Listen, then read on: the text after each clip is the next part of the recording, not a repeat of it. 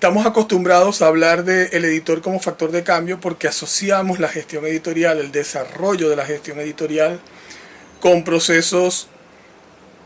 muchos de ellos convulsivos o tremendos, la Revolución Francesa, por ejemplo,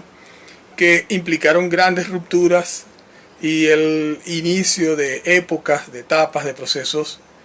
culturales, políticos complejos.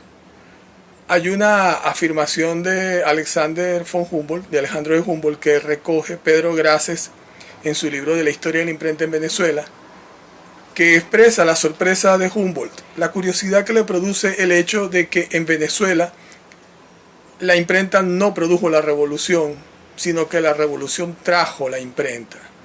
Eso es algo interesante de tomar en cuenta porque ayuda a revelar cómo en un momento tan avanzado como el temprano siglo XIX, un personaje como Humboldt tiene la conciencia, no solamente la conciencia histórica, crítica, sino además la conciencia real de su propia experiencia de vida, de que la imprenta es un agente de agitación política, un arma política. Sin ninguna duda, a estas alturas podemos afirmarlo. Ahora, la imprenta no anda sola, la imprenta se mueve por sí sola porque es mecánica,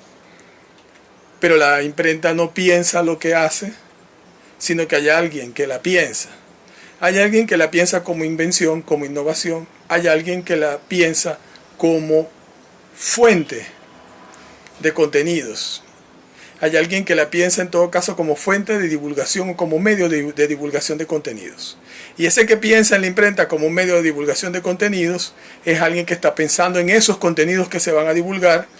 y que para ahorrar explicaciones lo vamos a llamar simplemente el editor. En la medida en que la imprenta, más allá de la posibilidad real, fehaciente de constatar en qué medida cambió a la sociedad, pero en la medida en que decía en que la imprenta la cambió o impulsó cambios en la sociedad, sin duda quienes fueron responsables de darle a la imprenta el sentido real, quienes supieron cómo orientar y aprovechar la potencia de este invento, la imprenta de tipos móviles, sin duda tienen una gran responsabilidad en el curso de los acontecimientos posteriores. No significa que se pueda atribuir el protagonismo o la directa acción política en términos directos de orientación del curso de la sociedad a los editores, como se les podría atribuir en algún momento a los monarcas, luego a los presidentes, a los parlamentos, a los partidos, a los movimientos insurgentes. Pero sin duda, los editores, muchas veces de manera abierta aliados con estos procesos, tienen una gran responsabilidad. Por eso decimos que el editor es un factor de cambio. Pero hay otra dimensión igualmente interesante e importante. El editor es un factor de cambio también en la medida en que su propia gestión, su propio trabajo, su visión de la necesidad de ofrecerle a un público, a grandes audiencias, a grandes conglomerados humanos, contenidos adecuados para ellos, en esa medida el editor también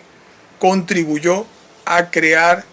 mentalidades, a crear una manera de relacionarse las personas consigo mismas a través de la lectura, con los demás a través de la lectura, con el mundo a través de la lectura, que incidieron en los climas espirituales, culturales de todos los tiempos. Es decir, hacer libros, pensarlos, concebirlos, ponerlos a circular,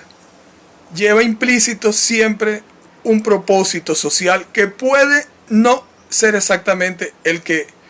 los editores se proponen, pero que es real. Entonces tendríamos que recordar que el editor es factor de cambio también en la medida en que influyó en la manera como la lectura